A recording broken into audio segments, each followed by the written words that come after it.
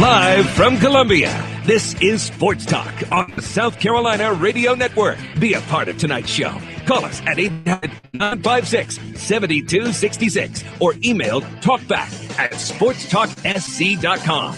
Now, here are your hosts for Sports Talk, Phil Kornblue, Kevin McCrary, and Tom Hayes. You look at the Florida State game, they led after the first quarter 3-0. And at the end of 3, it was 16-3. Fourth quarter, it kind of got away from them a little bit. Again, a team that I think plays with excellent effort in all phases. It will be real easy to go to South Carolina and have support here at home and just be at home, which is always a good thing to have. But when it all comes down to it, I just want to pick the right program for me. And good evening, everyone. Welcome into Sports Talk, South Carolina Radio Network. P.J. Dozier from over at Spring Valley High School. That was the voice you heard at the very end of the opening. Following Dabo Sweeney, I had a chance to talk with P.J. Dozier this afternoon over at Spring Valley, and we'll bring that interview to you later on tonight. Here on a very busy edition of Sports Talk, we're going to touch on really a little bit of everything. Chad Holbrook, USC baseball coach, he'll lead off here in just a few minutes as we catch up with him on the end of fall practice for the Gamecocks. That occurred on Monday. We'll also have our M&M boys with us at the bottom of the hour, Will Merritt and Corey Miller, to talk about things happening within the USC and Clemson football programs. Of course, the Tigers getting ready for their game tomorrow night at Wake Forest, and South Carolina practicing today. They'll have meetings tomorrow, and then they will be off for the rest of the weekend.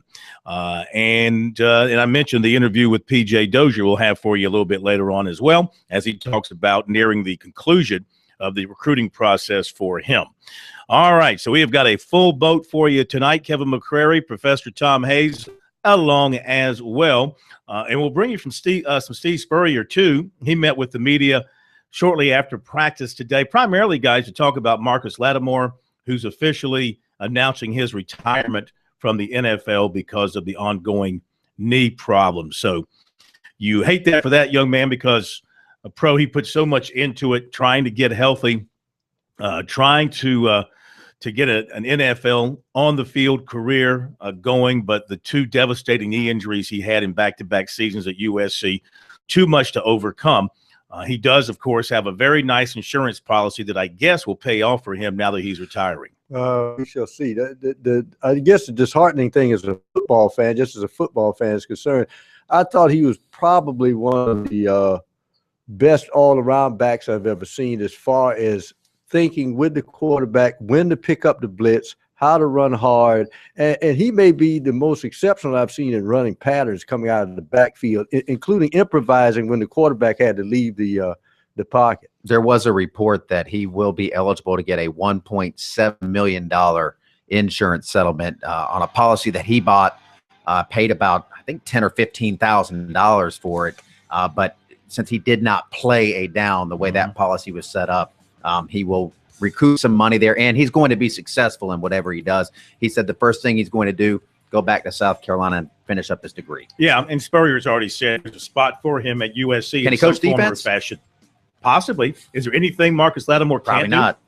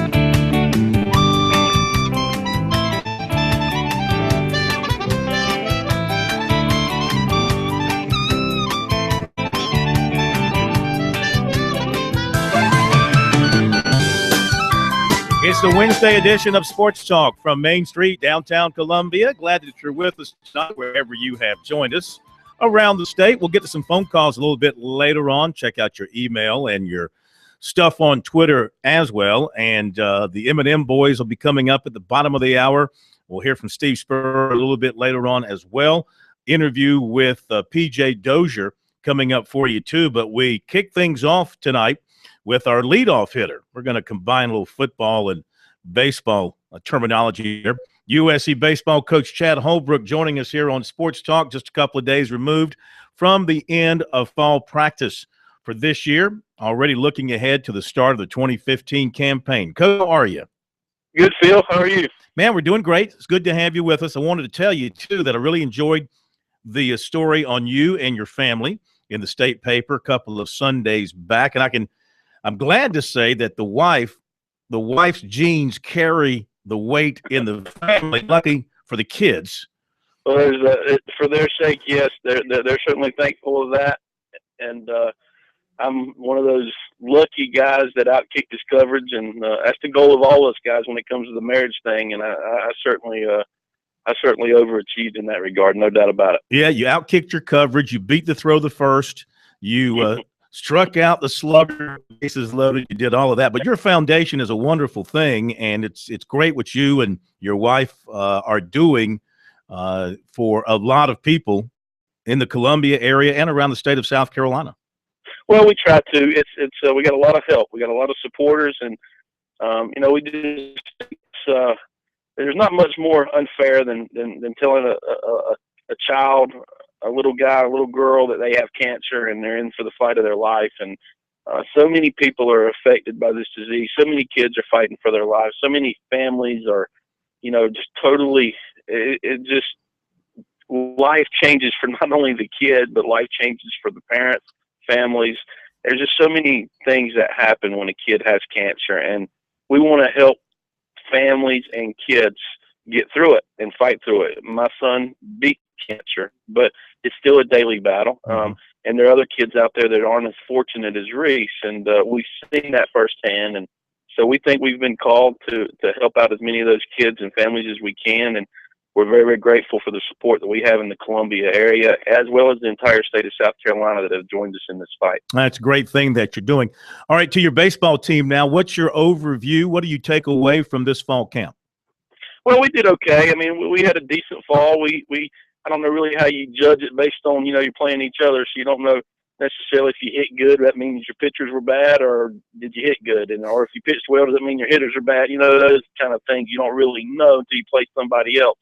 But I'm encouraged by what I saw. Our kids worked extremely hard each and every day. I think that we did have some clean practices and scrimmages, and I think we'll have a competitive team. We got a long way to go and a lot of things in a lot of areas to get better, so to speak. And we need to get some young guys some experience. So right now we're a little bit of a work in progress. I like the talent on our team. I like our work ethic.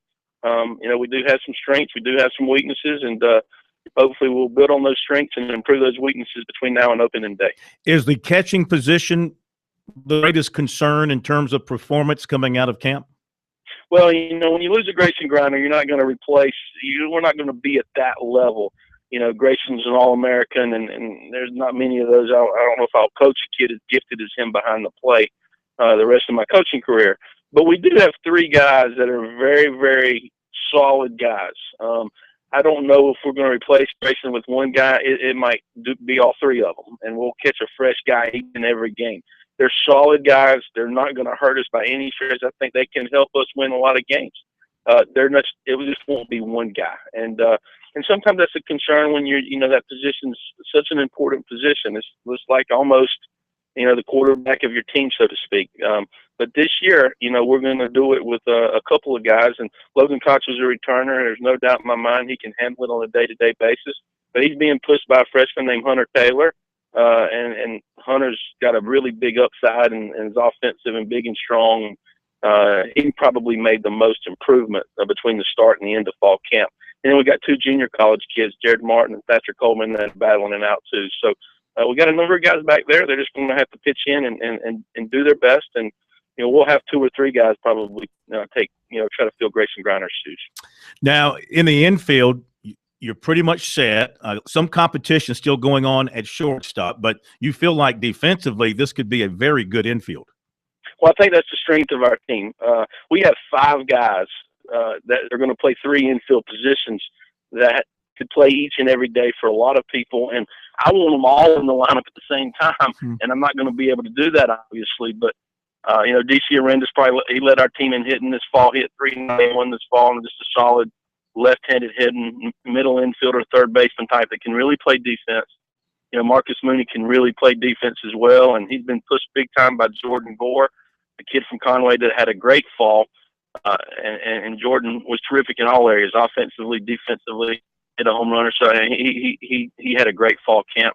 And then, Max Schrock is back. And we think that Max has a chance to be an All-American type performer for us. He's healthy. He's lost 20 pounds, and he had a great fall as well. And then you throw in a freshman from AC Flora, Madison Stokes, that turned down quite a bit of money to come to school here.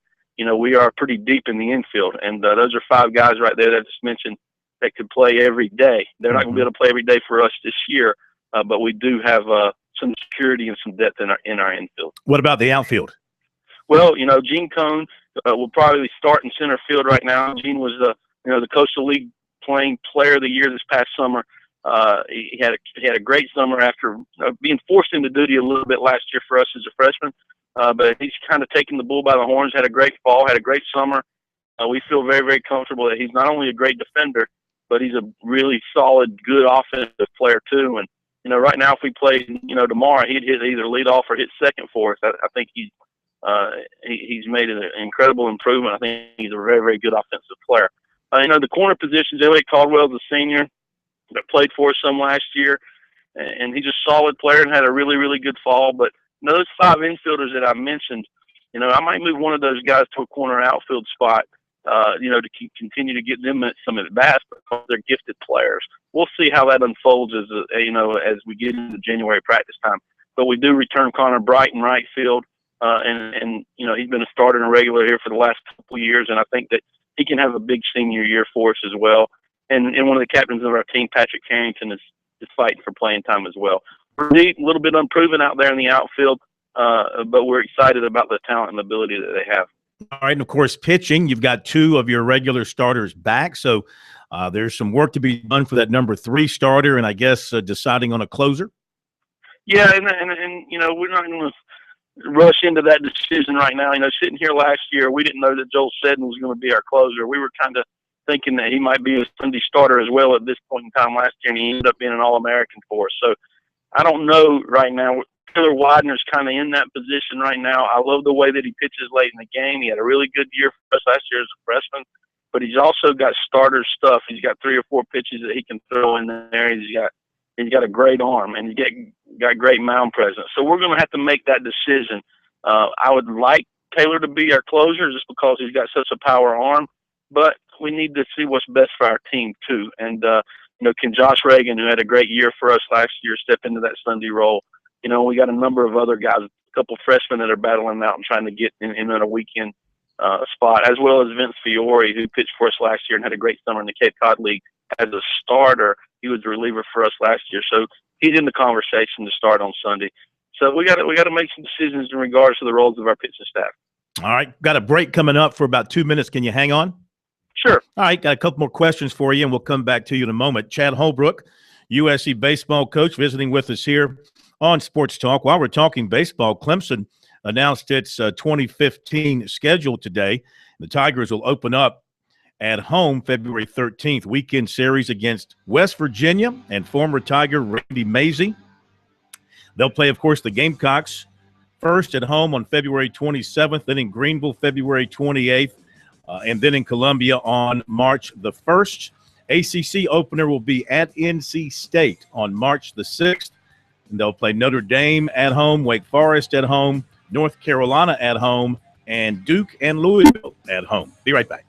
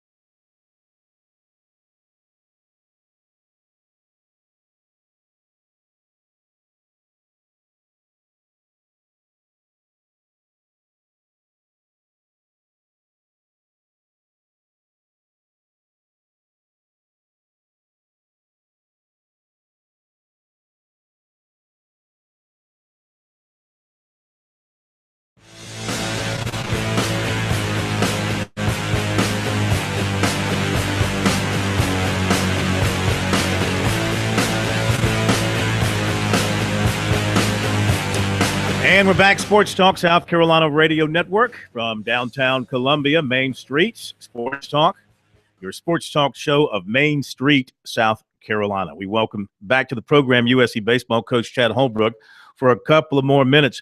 So with the change to the baseball, the thinking was it was going to fly out of the parks a little bit more.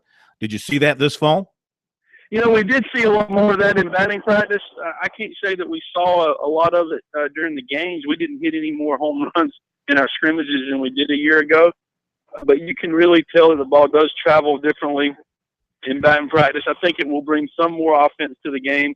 I don't think you'll see a drastic difference, but I think you will see a difference. And I think it will be good for college baseball because ultimately I think our product needs some more offense out there.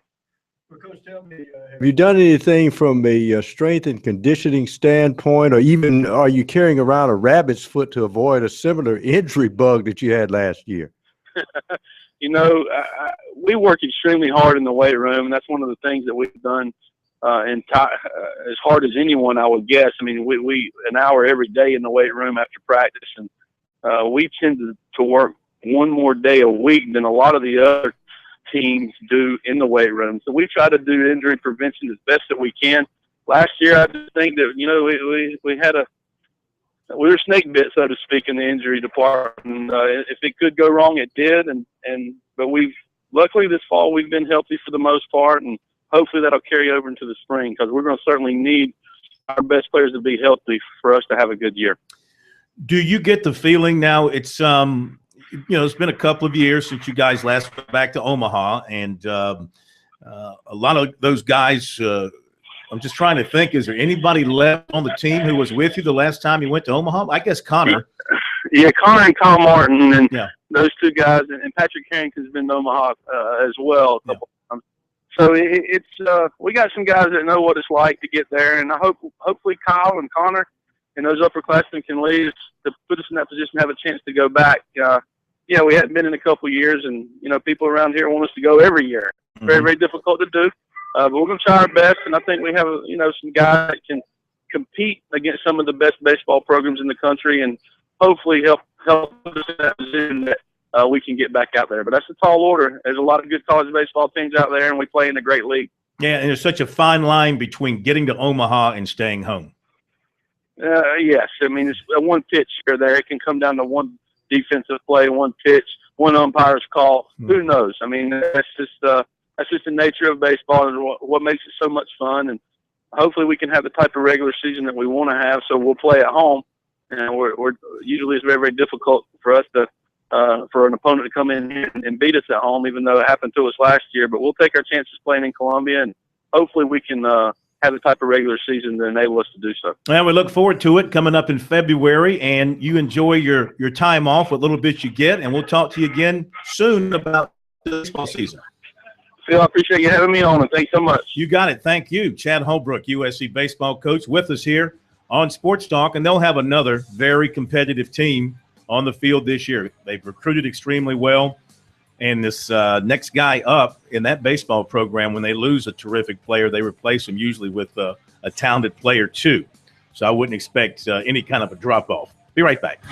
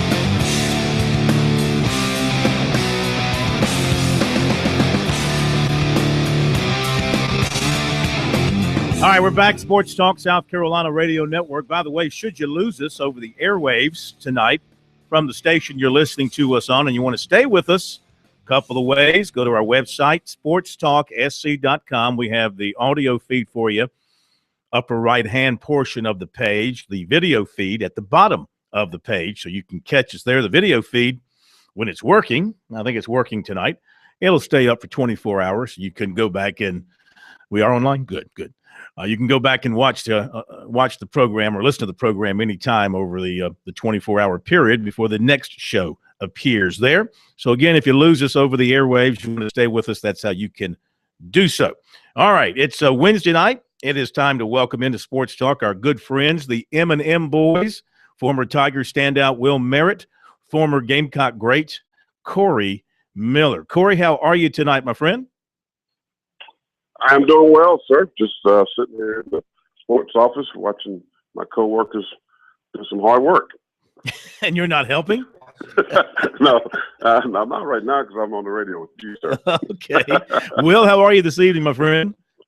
I'm doing great. I'm not sitting in my office. I'm actually in my driveway watching my kids not work. So I'm just like Corey, but not really. Okay. Well, Corey, let's begin with you because of the news today. Marcus Lattimore announced his retirement from the NFL, NFL career ending before it ever got started. You know what it's like to have to end your football career with the NFL, having to reach that point in time when the body just says you can't do it.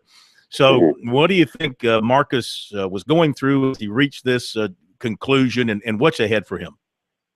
Well, it's one of the most difficult things you have to do to say, hey, I'm not going to play football anymore and hanging my cleats up. And I remember I sat here today, was thinking about it when I had a neck injury and I had to make some difficult decisions. Do I go risk being paralyzed or, having something happen to me and not being able to really interact with kids and things like that and throw the football versus trying to make more money. And you have to make that choice. And I think for Marcus, that's what it came.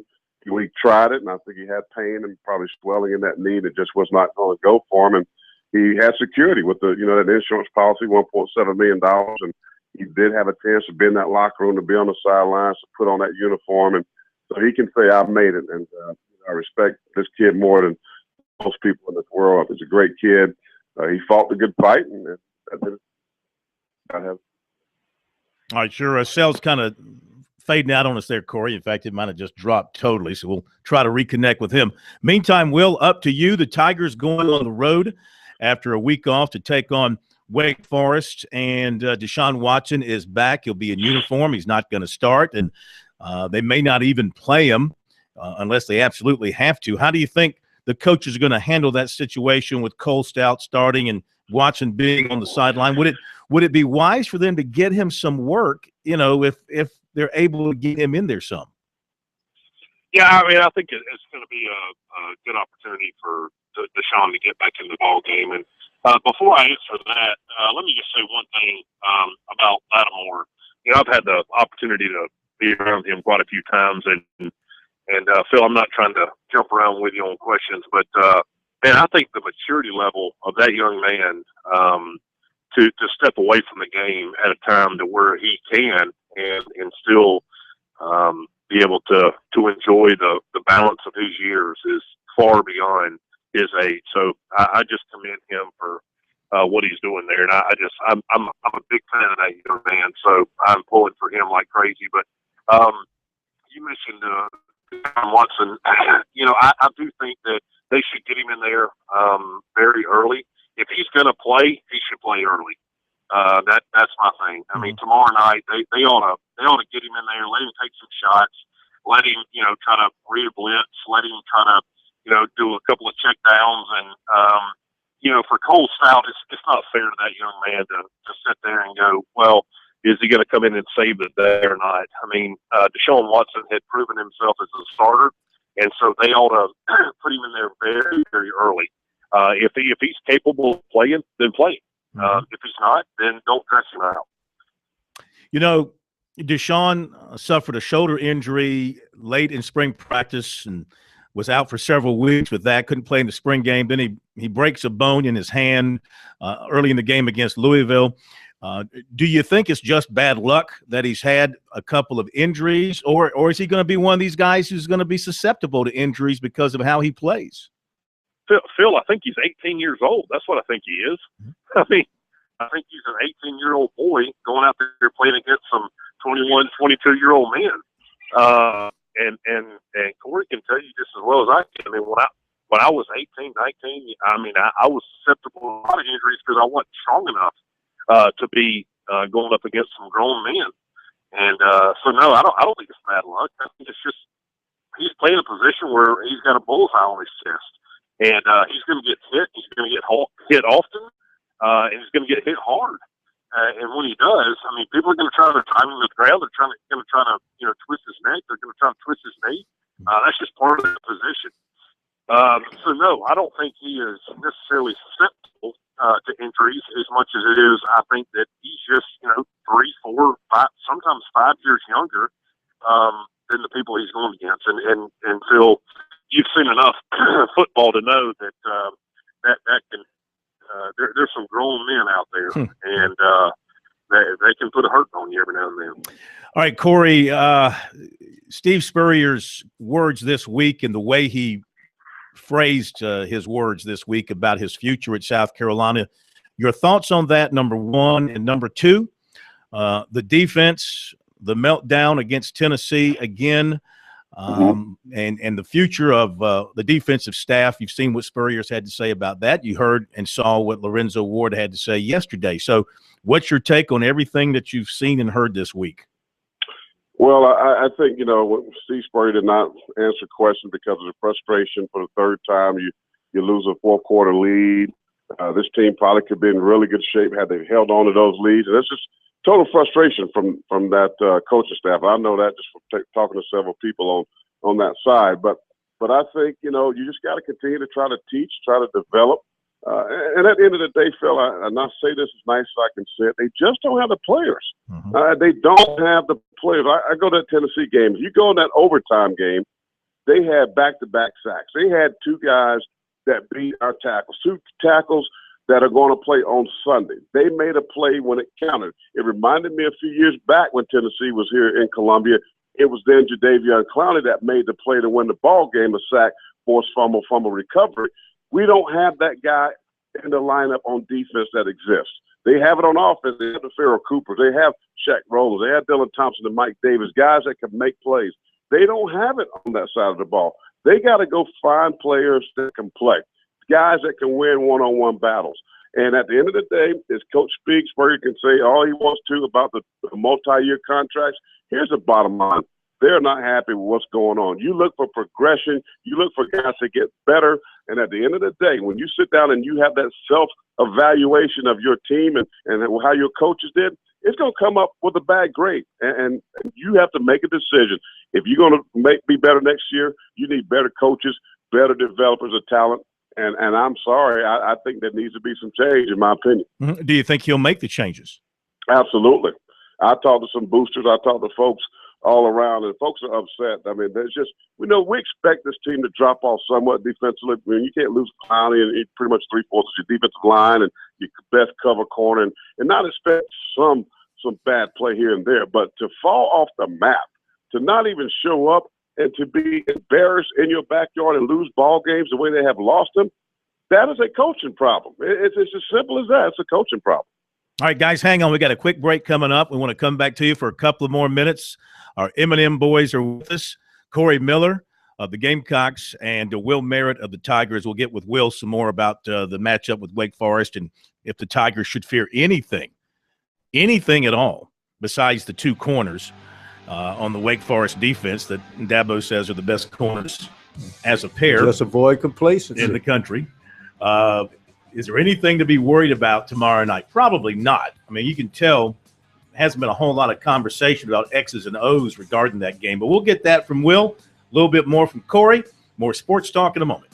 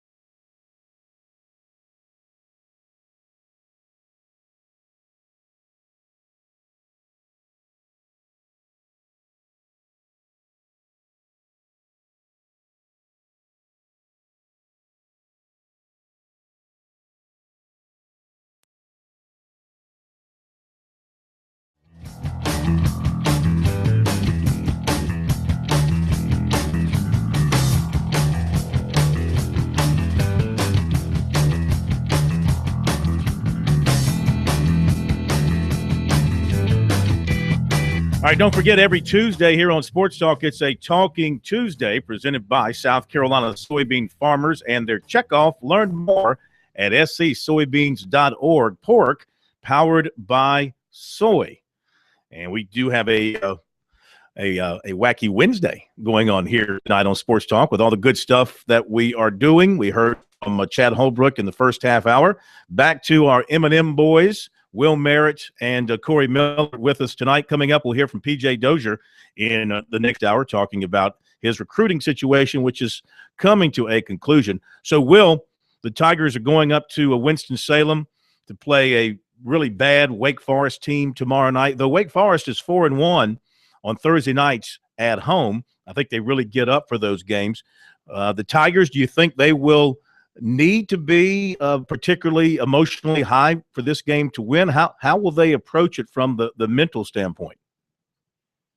Yeah, I mean, I really don't think that it didn't matter what Wake Forest has done on Thursday nights over the past. I mean, honestly, between me and you, I think that this is one of the worst Wake teams that we've seen in a long time, and Clemson should just roll right through this one. I think defensively, I think what they have a chance to do is really establish themselves early on, and maybe get a couple of early sacks and get some of their guys in the mix that they fully anticipate are going to be award winners at the end of the year. But Phil, I do not see this being a test at all for Clemson. Yeah, I mean, Wake averages under 15 points per game, and going up against that defense, you know. Yeah, and they don't even rush the ball. I think it's 34 yards a game or something like that. I mean, they're just, in my opinion, this will be kind of mop up duty for Clemson. And now I could eat those words next Wednesday night.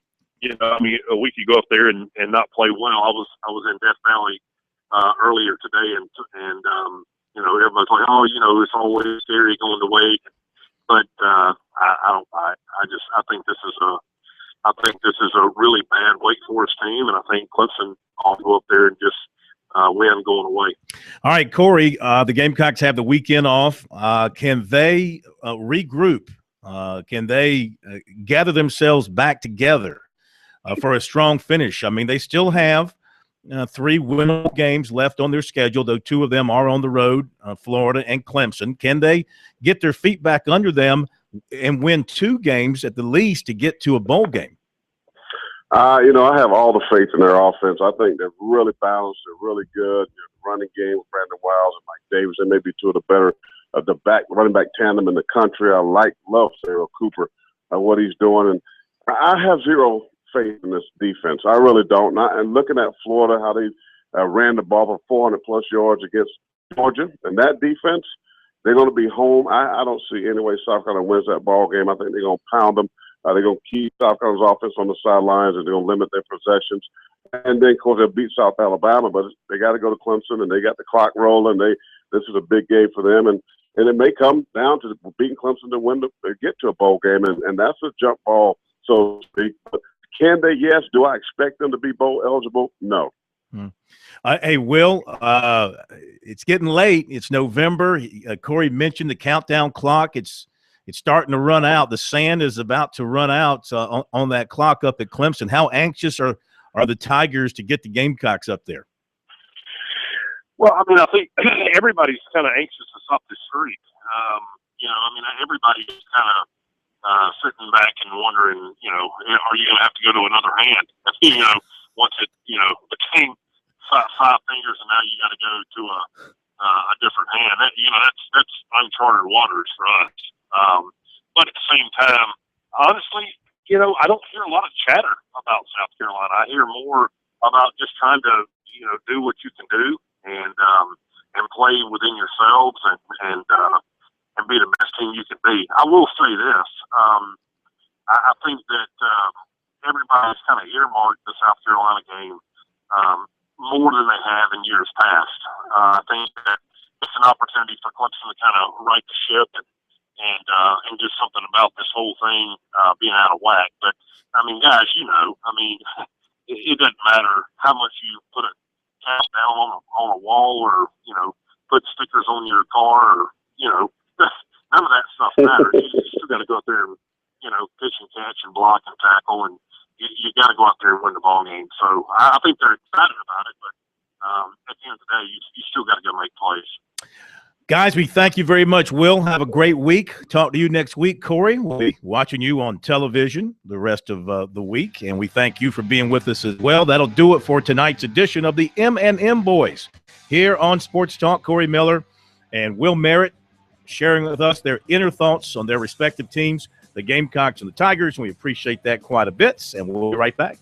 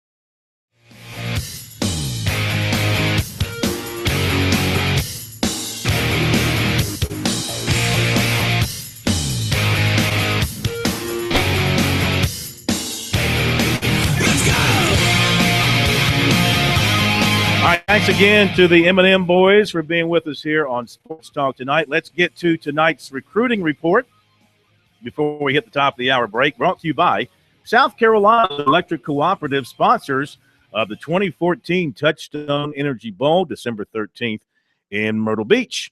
First in football, of course, USC is looking to replace linebacker Devon Durant from its recruiting class since he decommitted and committed to Arizona State. Linebacker Daniel Fennell from Loganville, Georgia, 6'3", 217, is one to watch. He has 22 offers, but mostly is focused on USC, Michigan State, Missouri, Duke, Georgia Tech, and Wisconsin. USC recruiter G.A. Mangus contacted Fennell's coach, Mickey Kahn, about a week ago and then reached out to Fennell with the offer. By the way, Kahn and Lorenzo Ward were teammates at Alabama. Kahn is Dabo Sweeney's former roommate in college. Anyway, Fennell has scheduled an official with the Gamecocks November 21st. He also plans to take officials to Michigan State and Duke. As a junior, he had 111 tackles, 2.5 sacks. Also, South Carolina has once again reached out to linebacker Amonte Cabin of Smith Station, Alabama. He currently is committed to Louisville. South Carolina was on him strongly before he committed. And he has talked to Kurt Botkin. He said he likes Louisville a lot, but he is just going to let things play out. He's looking to visit USC officially on November 21st. He's going to Louisville in January. He also wants to visit Oklahoma, and Georgia also is in mix. His season is over. He had 157 tackles and 11 sacks. Alabama has offered Goose Creek defensive end Javon Kinlaw, according to Chuck Reedy. Recruiter Kevin Steele was in on Friday. USC and Clemson have also offered him. Sophomore defensive back DeMay Holmes and sophomore receiver Keyshawn Johnson Jr. will take unofficial visits to Clemson for the USC weekend. USC commitments Arden Key and Antoine Wilder visited Alabama yesterday. In basketball, P.J. Dozier, who I spoke with today, will have that interview in the next hour. He's having coaches come in to see him. John Beilein from Michigan was in on Monday. Roy Williams is in today. Georgetown coach John Thompson III is also expected this week. And Frank Martin is expected in tomorrow. And Louisville may not come in this week since they just visited there officially last weekend. No favorites, still trying to come up with a decision. Could have a decision this weekend, an announcement early next week. Same thing with Tevin Mack over at Dreer. Coaches are coming in to see him. Frank Martin is due in this week. Brad Brownell was in to visit with him earlier this week. Actually, he was in yesterday to visit with him. Mack has also had in-home visits with VCU, Connecticut, and Georgia. Still no favorite and still no timetable on a decision.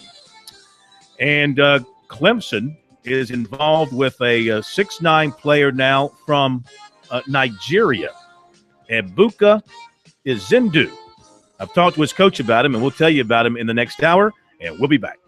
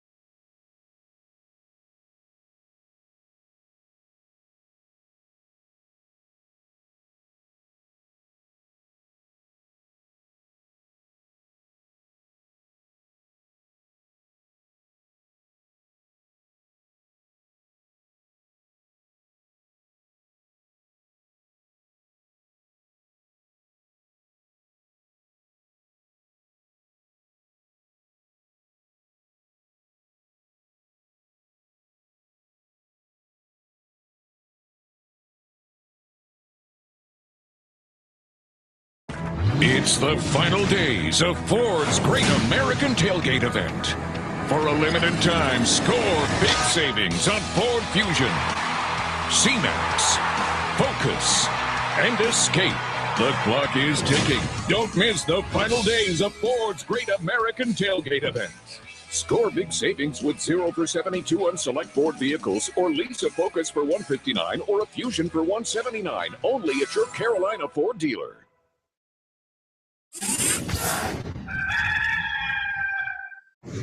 Yeah, I actually talked to Marcus last night.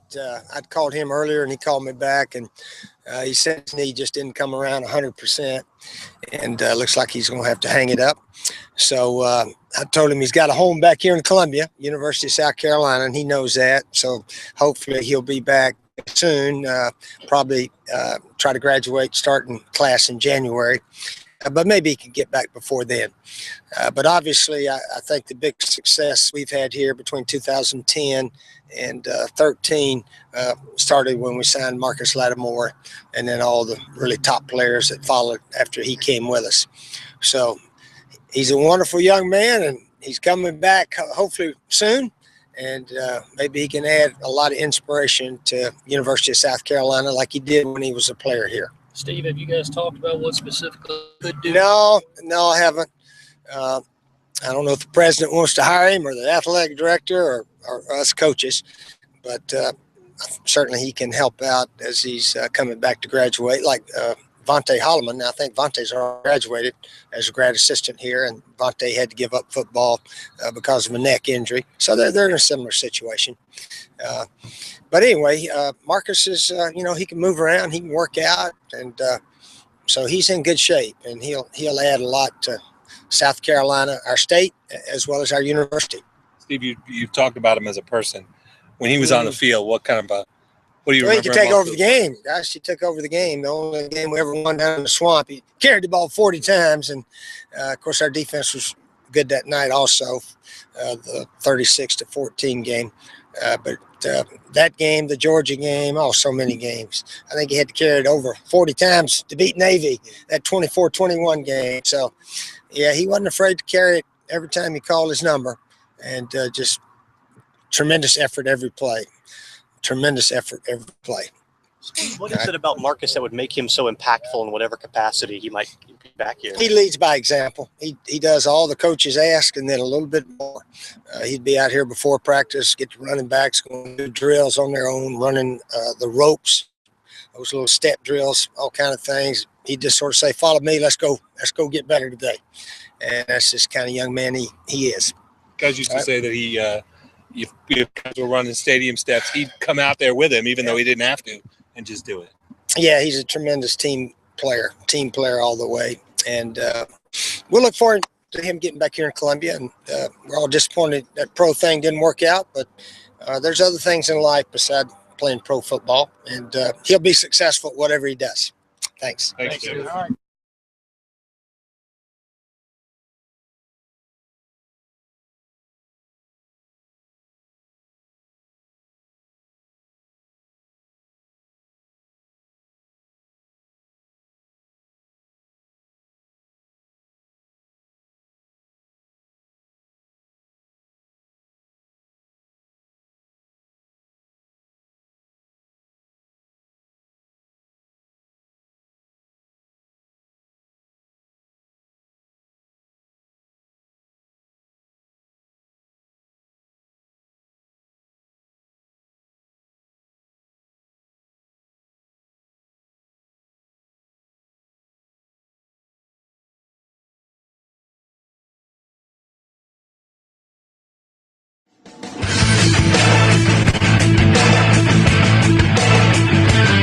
Live from Columbia, this is Sports Talk on the South Carolina Radio Network. Be a part of tonight's show. Call us at 800-956-7266 or email talkback@sportstalksc.com. Now, here are your hosts for Sports Talk, Phil Kornbluth, Kevin McCrary, and Tom Hayes. All right, we are back with you, Sports Talk, South Carolina Radio Network. Phil Kornbluth, Professor Tom Hayes, K-Mac, Kevin McCrary. We can take some calls here in this hour. 800-956-7266 is the number. Let me finish up what I was doing with the recruiting report at the very end of the first hour. I mentioned Clemson in on a big guy from Nigeria, 6'9", Ebuka Ezindu. He attends Victory Christian School in Charlotte. His coach tells us he plans to make his decision by a week from Friday. Had over 40 offers, according to Maurice McCain, has narrowed his list to Clemson, Charlotte, and Georgetown. Zindu has taken 2 unofficial visits to Clemson, and he plans to take an official visit. The date for that visit has not yet been set. The coach said right now he thinks it is 50-50 between Clemson and Charlotte. Some days it's Clemson, some days it's Charlotte. So he says you never know. Izindu's in his second year at Victory Christian. He averaged 18 points, 12 rebounds, and 4 blocks per game. As said, he's very athletic, has a motor on him, runs the floor extremely well. South Carolina has offered sophomore small forward Daniel Mating. He is out of the Gainesville, Florida area. Also, sophomore guard Al Durham from Lilburn, Georgia, was at Clemson for a visit this past weekend. And the Citadel has picked up a commitment from 6'8" Zane Nadawi, and he's out of Midlothian, Virginia. Averaged 16 points per game last year. there you go with recruiting here on Sports Talk. And don't forget, you can always read about recruiting on our website, which, of course, is sportstalksc.com. And on Twitter, use the hashtag STRecruiting. All right. It's interesting. On the day that Marcus Lattimore announces his retirement from football and is being praised from every corner, including Steve Spurrier's, and we'll hear from Spurrier in just a few minutes. According to News 19 in Columbia, WLTX, ex-Gamecock running back Demetrius Summers arrested for DUI, possession with intent to distribute crack, and unlawfully having a gun. Not good. Just a real shame for him. You know, a guy out of Lexington High School, Mr. Football, could have gone to any college that he wanted to and had a free education and an NFL career, and just could not get out of his own way. And that is a cautionary tale. He's the wrong kind of example. We saw it with Derek Watson too, when Louisville said he could either fill up an NFL stadium or sweep one out. And I think we know which way it ended up for him. Probably had no hotter issue on this show, not related directly to USC or Clemson, than the Shrine Bowl selection of that year when Jim Ringer did not select Demetrius Summers or Savell Newton. And man, was that a hot debate across the state. Of course, they went on and just got blitzed by the North Carolina team that year, but they just didn't feel like those two guys were going to fit in with what they were trying to do. Hit a break. We'll be back. PJ Dozier coming up, Steve Spurrier too, and your phone calls.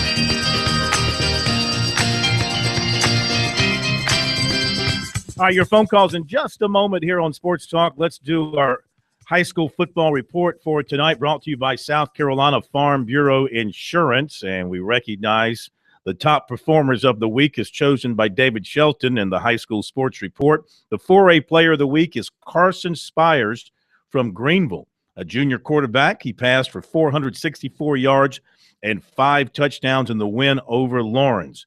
3A player of the week is junior running back Stevie Williams from Berea. He rushed for 302 yards on 34 carries, and he scored 4 touchdowns in a win over Travelers Rest. The AA player of the week is Loris quarterback Tajay Williams. He passed for 261 yards and 2 touchdowns, and he had 2 rushing scores in a win over Aner. Class A player of the week is Jordan Fair of McBee. He rushed for 174 yards and a touchdown in a region-clinching win over Lamar. And the Skiza Pleasa player of the week, T.J. Brady, running back from Hammond, 350 yards rushing, 3 touchdowns on 33 attempts in the win over Heathwood Hall. There you go, the high school football report for tonight, brought to you by your South Carolina Farm Bureau Insurance agents. All right, we'll hear from Steve Spurrier coming up as he talked after practice today about Marcus Lattimore, his thoughts on Lattimore retiring and all that. Just a couple of notes out of USC's practice. Sean Elliott said Clayton Stagnick will remain the starting center, although Alan Knott didn't play badly against Tennessee. The Gamecocks will meet Thursday, then be released for the weekend. Those who did not practice today were in yellow: Chris Moody, concussion; Sherrod Golightly, wisdom teeth; Jordan Diggs, shoulder; David Johnson, knee; Mike Matulis, knee; Mason Harris, knee; Sky Moore, ankle; Kadietrix Marcus, shoulder; Cody Waltrip, knee; Matrick Belton, leg; Rory Anderson, tricep; Cedric Cooper, ankle; Donnell Stanley, wrist; Jamari Smith, foot. I think we covered almost all body parts there. All right, to the phones we go, 800-956-7266. Jack in North Myrtle Beach, where the Chiefs took down the Seahawks, surprisingly, last Friday night. Jack, how you doing? Doing very well, thank you, Phil. Phil, I've been listening to you for many years, and one evening your daughter called in, and it was so touching to hear you talk to her. Do you remember a long time ago you doing that? You know, I think she called in, was it on my birthday or something? I don't really remember what the occasion was, but I have a daughter as well, about the same age, and it was so nice to hear you two talk. Well, thank you. It brings back great memories. But down here at the coast, I am called the Singing Tiger, and I sing for Alan Mark about every Tuesday, and I would like to do a little song for you all tonight. So you have a song tonight. They call you the Yes. Singing Tiger. And where do you perform every Tuesday? Every Tuesday morning, that's right. Where On the at? drive. Where do you sing? Where? You said, on the radio. On the radio, yeah, with Aaron Marks, The Drive. Oh, okay. So you go on Mr. Mark's show and sing. Okay. And you've got a little That's ditty for right. us, huh? Yeah, Should be yes, good. I'd love to sing. All right, go Three ahead. little verses. What you got? Give it your best shot. Somewhere over the rainbow, tiger fans fly, tiger fans fly over the rainbow, Gamecock fans just cry. I like it. Very nice. You hit the high notes all the time. Yeah. That comes the second verse. thought it was Okay? Judy. Oh, there's another verse? Is there another Oh, verse? there's another verse. All right, go ahead. There you go. There's two more of it. All right. Stay, and even sleepy ones who can't keep it at bay. Oh, somewhere over the rainbow, tiger fans fly, tiger fans fly over the rainbow. Gamecock fans just cry, cry, cry, a big gut-wrenching cry. Go Tigers. All right, my man. Thank you very much. I guess in this story, when Dorothy clicks her heels 3 times, she ends up at the 50-yard line at Death Valley. Save your voice and have it ready to go in a couple of weeks. Call us back the week of the game with something directed towards that. We appreciate the phone call. Let's go back to the phones, 800-956-7266. It is the angry black man here in Columbia, ABM. Some call him Triple T. Not here. It's ABM because we've known him. We've known him a long time. What's up, ABM? First of all, I said if David Shelton had that thing back when Torrey was playing, he'd probably be player of the week every week. You know, Torrey Francis, one of the all-time greats. When's his number? When's he going up in the Ring of Honor? His little injury caused that. And, people didn't believe me when I said that Marcus Lattimore would never probably. Oh, come on. I did say it, brother. Don't crack on Marcus Lattimore. No, I'm just being honest. Look, Torrey had that injury, and Marcus had it twice. And I know what Torrey went through, so I'm saying. It's gruesome, so I'm saying. Yeah. So, folks don't, I'm saying. But Torrey came back. Torrey came back from it. And he first senior year, but he said after that, man, he was this. He said every week he was in pain. Yeah, I mean there were a lot of people that were skeptical that Marcus Lattimore was going to play again after that injury. But I will say this: for every injury like that, you got a Frank Gore that's had multiple knee injuries. And Frank Gore and Thomas Davis with the linebacker with the Carolina Panthers. as complete and as gruesome. Terry Allen. Lattimore went through. Yeah, Lattimore had. Dislocated. I mean that thing. I mean that Tennessee injury was that image is seared in everyone's brain that saw it. You can still see that image of him sitting on the field and his knee in a completely different direction than it was supposed to be. I mean, guys blow out their knees and have bad. Gore's was a pretty nasty one too. But McGahee in the national championship game, that was a gross one. Lattimore's will go down. That will be in that Joe Theismann, don't show it to me ever again. Yeah, because category. it's a combination of the hit and how hard Lattimore ran. His style of running was conducive to him getting damaged if he was hitting the right area. I was very happy to hear that he's getting $1.7 million in the insurance. That'll help ease the pain. ABM, I've got to tip my cap to you publicly now. Yes, I'm going to bring it up. ABM here called me several weeks ago, back mid-season, and he said the Gamecocks before the season. Well, before the season, mid-season, and he said the Gamecocks wouldn't win more than 6 or 7 games this year. You're going to be right, ABM. I think you've nailed it. I think Steve Spurrier would dance a jig if they could get to 6 wins now. What's the problem over there, ABM? What's your analysis? Well, I want to say one thing. Spurrier been able to recruit 5-star players from the state of South Carolina. We've been able to recruit 5-star players in Georgia, Florida. Hey, there's a different, climate in Clemson. That's the difference. You got your Clowney, but that's it. You don't have that many 5-stars in South Carolina, brother. And Clemson has a tradition. Spurrier this might be Spurrier last year. This might be last year, or next year might be his last year. I'm telling you. Will you be sad if Spurrier leaves after this year? Triple T. Huh? Will you shed a tear if Steve Spurrier retires at the end of this year? Pull for Clemson. I just wondered if you'd be sad to see your rival coach. Man. So you fear Steve Spurrier? You'd rather Steve Spurrier not be at South Carolina? I wanted to be there because look here. So to explain to me, explain to me. The year after. Now wait a minute. Explain to me with all the 5-stars, why this 5-year hiccup all of a sudden? Hey, look here. The 5-year hiccups. They're 5 now, represent 5 losses right now. Put your hand up and represent 5 losses this year. So right. All I tell Carolina fans, you used to it, brother. The 5 is for the Gamecocks losses. Oh, see, that's what we talked about. Actually, a pretty good line. Now, I'm going to give myself kudos for my statement. Stinging. Because we knew that as soon as if South Carolina had a drop, Clemson fans, now we're back to where it ought to be. That's what they're thinking. That's why I was talking to Will about that. And every Clemson fan believes they're going to kick South Carolina's ass up and down the field and turn this rivalry back where it was. That is what they believe. But can they pull it off? Be back.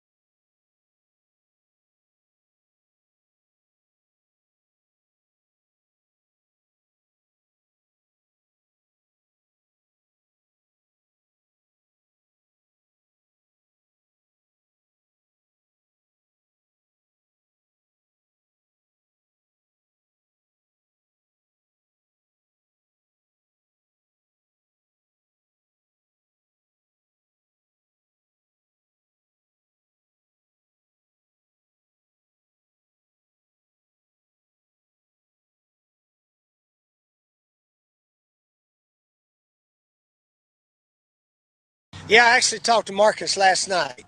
I'd called him earlier, and he called me back, and he said his knee just didn't come around.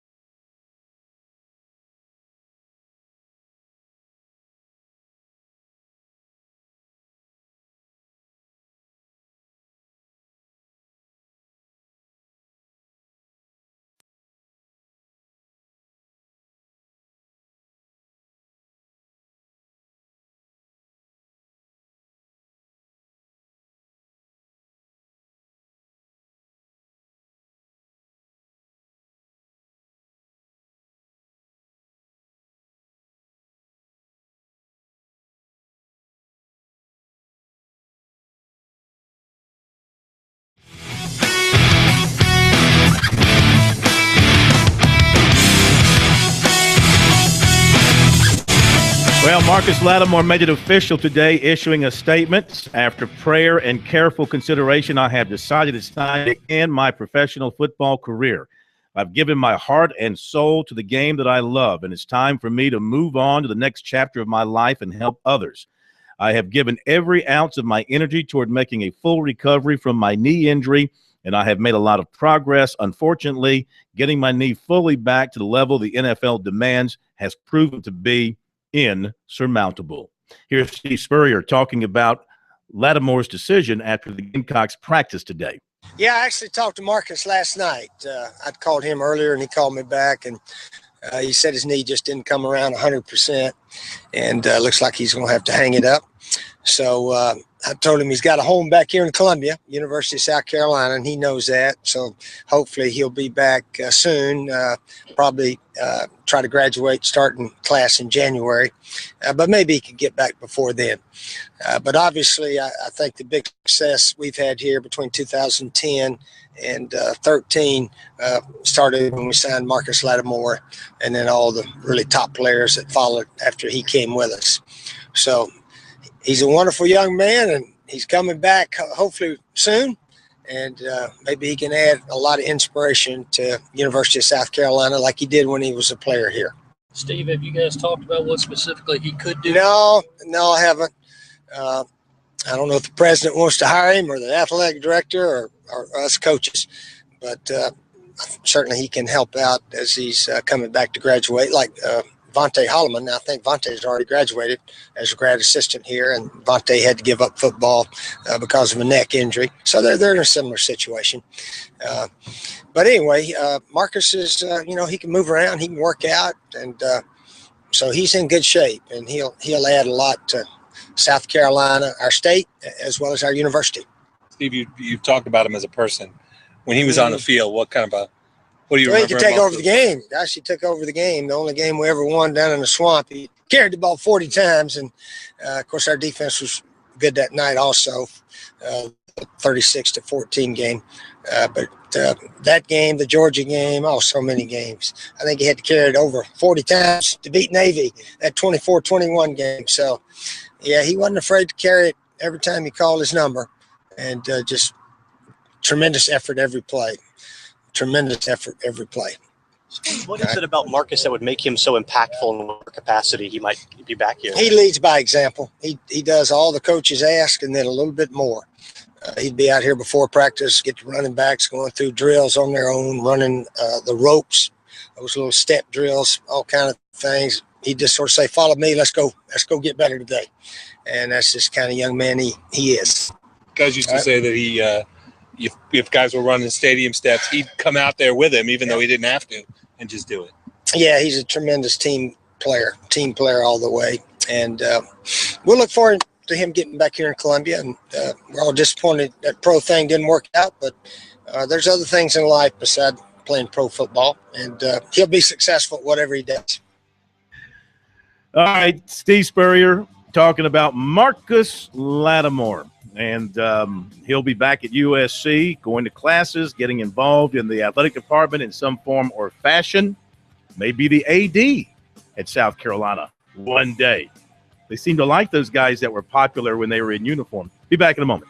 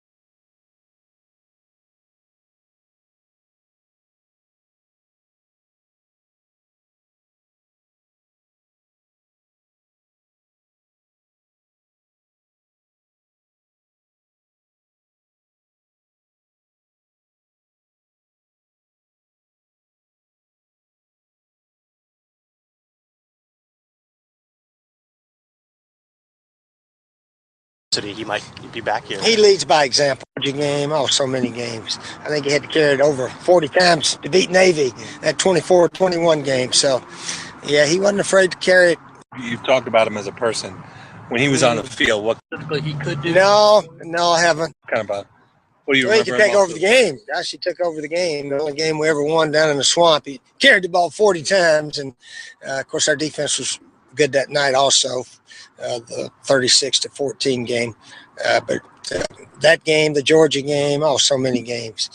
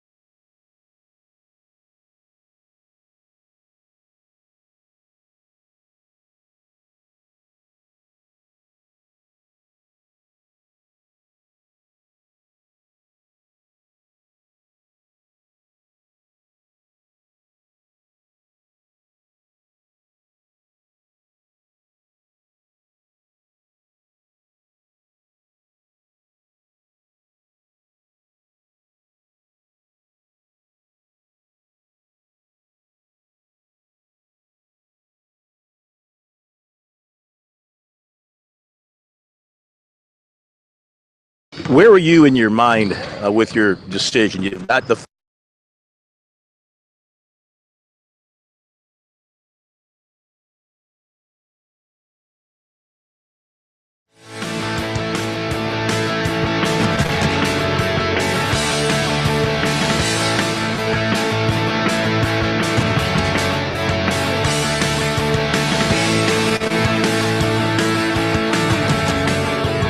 All right, Sports Talk, South Carolina Radio Network. Been a very busy night. Chad Holbrook was with us to get things rolling in the first half hour of the show. We followed that up with the M&M boys, Will Merritt and Corey Miller. We heard from Steve Spurrier. Dropped in a little recruiting on you as well. The Singing Tiger paid us a visit. And now my interview with P.J. Dozier, who, look out, could grow to be 6'9". before it's all said and done. I had a chance to go over to Spring Valley High School this afternoon for his practice and sit down with him for a few minutes. Of course, he is one of the top uncommitted senior basketball players in the country. He's got his 5, South Carolina, Michigan, North Carolina, Georgetown, and Louisville. Coaches are coming and going. The phone calls continue, and he's trying to make a decision. I asked him this afternoon, is he at a point yet where there is some clarity in his mind about where he wants to go? Yeah, no. Over the every day, I start to have a better understanding of these schools individually, and where I can see myself at each program. No, because it's still a very tough decision to make, and also I really still don't have a final decision made. Hopefully I can get that done pretty soon, but just still kind of wishing I wake up one day and know where I want to go. Is it tough because it's hard to tell people no, or is it tough because it's so confusing? I think it's a combination of both. Building such good relationships with each of these coaches and the coaching staff and the players. It's kind of tough to let them know, that I won't be attending their school, for the next years. But hopefully I could keep those great relationships going. Either if I go there or not. But yeah, I think it's a combination of both. What's the single most important thing to you in making this decision? I think it's the feel.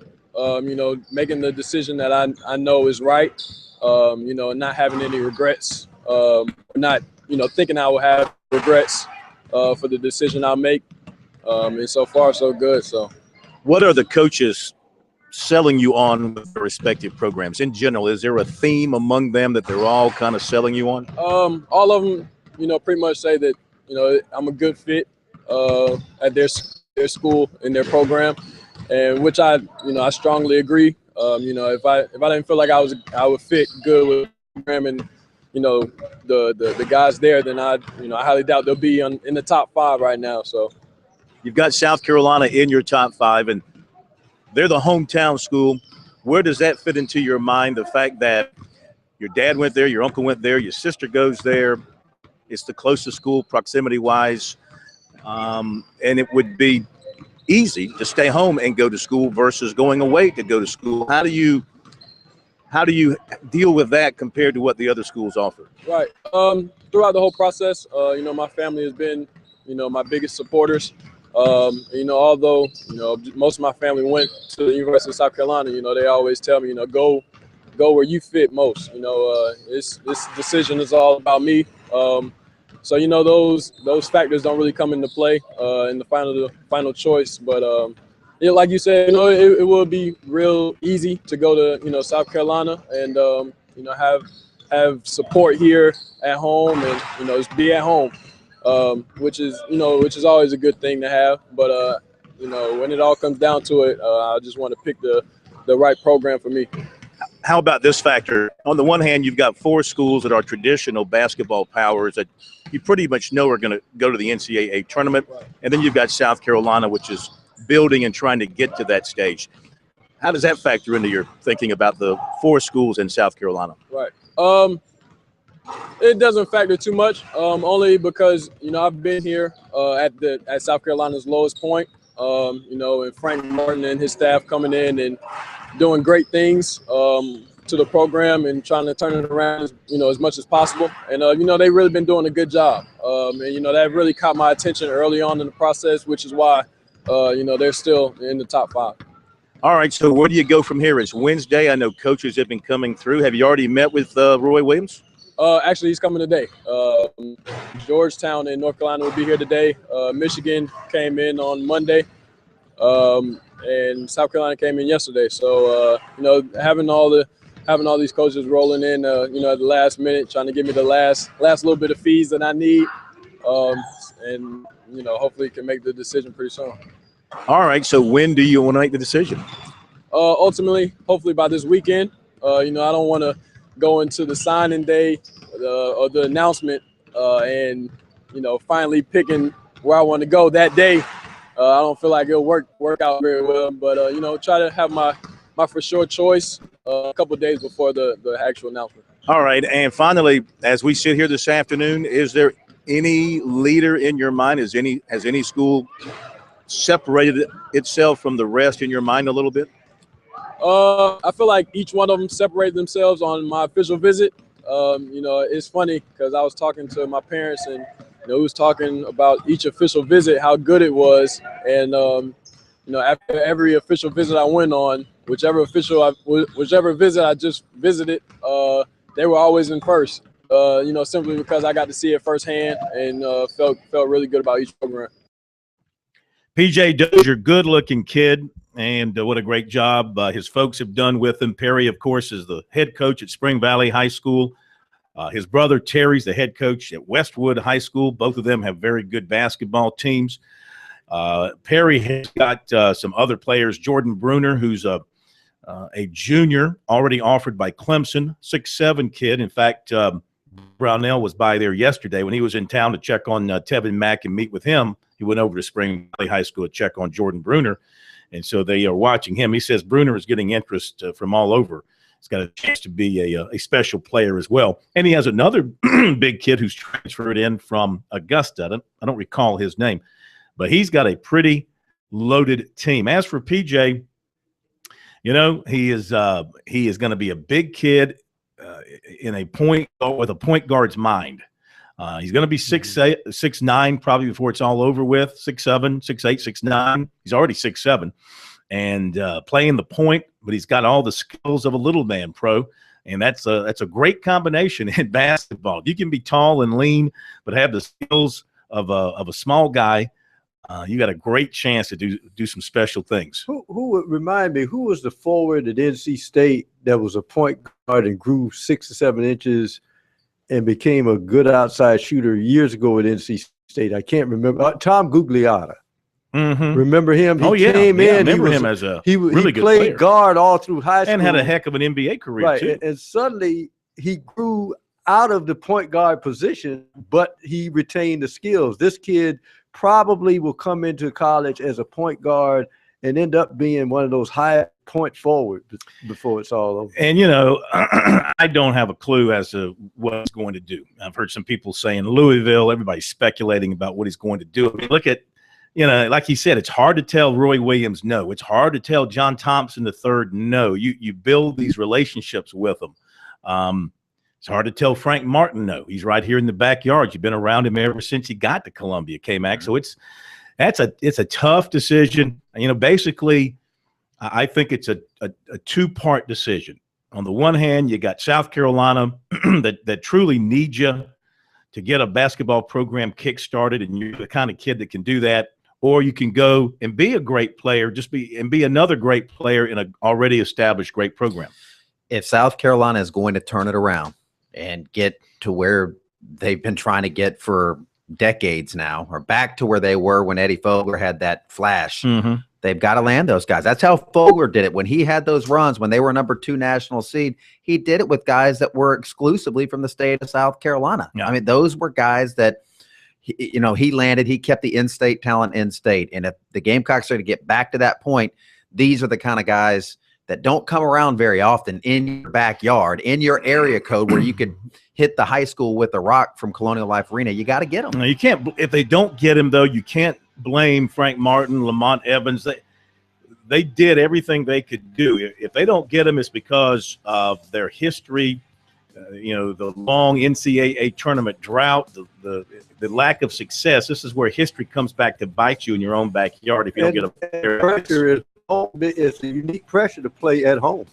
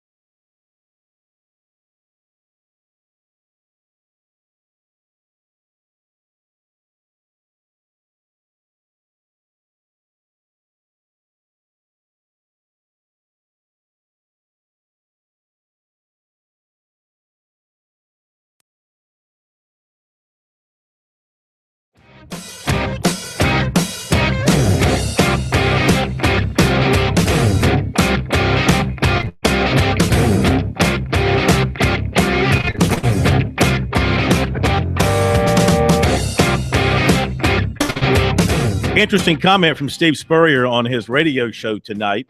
According to some of the tweets coming out from the reporters, he said, this is from David Cloninger, who quotes Spurrier thusly, Dylan's been hit a bunch this year. I think that's kind of added up to his antsy footwork at times. Continuing, first play of overtime, referring to the Tennessee game, first play of overtime, none of our guys didn't block anybody. He went on to say, this from David Caravello of the Post and Courier, he says that Cooper was open in the corner of the end zone on that first play. Good throw would have won the game. Dylan didn't have the time to make the throw. All right, hindsight's always 20/20, as they say. Lou Holt said it's difficult to throw the football when you're in the supine position. Yeah, I mean, he was did in those not first two plays. I mean, that was not like he hesitated. It was he got the snap and there was somebody in his grill. Yeah. All right, Clemson tomorrow night. K-Max headed up to Wake Forest to cover the Tigers and the Demon Deacons, as we mentioned earlier.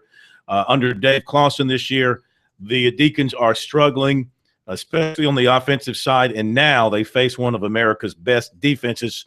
And Clawson, of course, his first year at Wake Forest, and he is trying to rebuild for Jim Grobe, taking over for Jim Grobe, who had some great moments as the coach at Wake Forest. But things kind of got away towards the end. So they bring in Clawson, who's supposed to be a very good offensive coach, but it hasn't started out that way for him at Wake Forest, and it could get tougher tomorrow night against the Tigers. Here he is talking about the matchup with Clemson Thursday night. They are excited in Winston-Salem to have another Thursday night game. They're 4-1 historically on ESPN on Thursday nights in Winston-Salem. That loss 2 years ago against Clemson. Here's Clawson. Very excited about this Thursday. It's just a great opportunity for our program, the university, the Winston-Salem community to get to host Clemson on national TV. So BB&T Field in Winston-Salem, North Carolina, and Wake Forest University become the center of the college football world for 3 hours on Thursday night. And, it's also a great experience for our players. This is one of the reasons people want to come to Wake Forest is you get to play in games like this in front of a national audience, and we certainly look forward to that opportunity. The challenge is great. Clemson is not just a good football team, they're a good football program. Certainly, one of the two, you would say, elite or dominant programs in the ACC right now. They're coming off a BCS Bowl win a year ago. They're 6-2. Their two losses are to excellent football teams. And defensively, this is certainly one of the best defenses in the country right now. I think they're ranked number 2 in total defense. They're statistically the best defense in the ACC. They've got big-time players at every level. The Beasley kid and the Jarrett kid up front arguably are the best defensive end and best defensive tackle in the conference. And the Anthony, the linebacker 42, is an all-ACC player a year ago, and he is an excellent football player. Both corners, Peters and Alexander, are excellent man cover guys. And the two safeties can run, cover, and hit. They are outstanding on defense, and it'll certainly be a great challenge for our offense to move the ball. And then on offense, they're difficult to defend. They're big and physical up front. They've got a veteran quarterback. Their receivers really present some matchup issues. The Williams kid is a big kid, 6'4", 210. He can go up and get it. The Scott kid, number 3, is extremely dynamic. The Humphreys kid is extremely versatile. They've got 3 to 4 backs that can all carry the ball and make cuts and run their offense well. And the nature of what they do is to defend. They spread you sideline to sideline. There's lots of motions. And you combine that with their play action game and their physical run game, they're a complete football team. But having said that, our guys are excited to play. This is a great opportunity for them and a chance for us to get better. And we've had a good week of prep. And we're really excited to get out there on Thursday night. Wake Forest, their only wins are against Gardner-Webb and Army. But I will say this. They went to Louisville and got beat 20-10. So they played them a respectable game. They went to a Utah State and got beat 36-24. They played Boston College at home, a respectable game, losing 23-17. So they have given people some fight. Make one of those teams that when they get a class of juniors and seniors, that's their rotation. When they start to get good and then they graduate out and then they have to move up. But it's interesting that they've gone to the MAC twice. Jim Grove came from Ohio University. Then they go to get Clawson from Bowling Green. If the Tigers don't light it up offensively early on with Stout, do they go to Watson, as Will suggested? If you're going to play him early. Don't fool around with it. We'll be right back.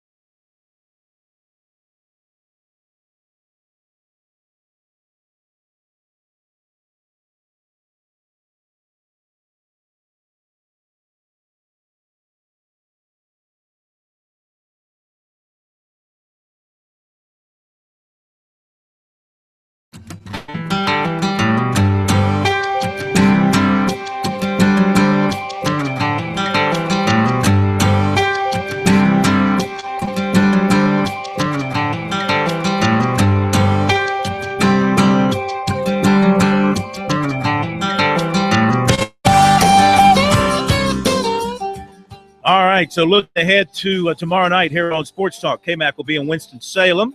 He'll be with us to set the stage for all the drama of a Clemson-Wake Forest game under the lights in Winston-Salem. That will kick off at 7:30. As you say that tongue-in-cheek. We'll also have Lee Sterling with us tomorrow night, our Sterling picks. Oh, also tomorrow night, we have lined up for the program Ran Henry.